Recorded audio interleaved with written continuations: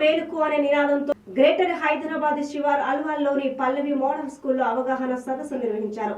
యువత మేలుకో అనే కార్యక్రమం నిర్వాహకులు పోలీస్ ఉన్నతాధికారులు హాజరయ్యారు. తెలంగాణ రాష్ట్ర anti narcotic bureau director Sandeep Kaundilya సూచనలతో కార్యక్రమాలు నిర్వహిస్తున్నట్లు నార్కోటిక్ డీఎస్పీ సుబ్బారాం రెడ్డి తెలిపారు.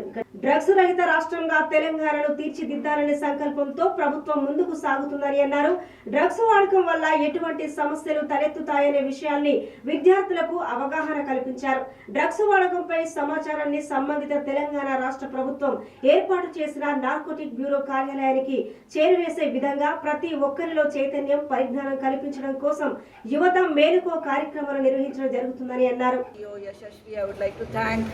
The Telangana Government Anti-Narcotic Bureau, Sir Subirami Reddy Garu, who was very instrumental in trying to bring a change in the youth, and thank the organization Yuvata Melu, run by Mr.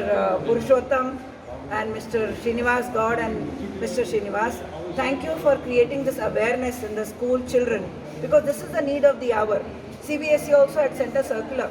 The 26th June we need to celebrate it, but we were looking out for the right person, and I think today we have found it, and it's created a huge impact on the children. Thank you. Continue your good work. Thank you.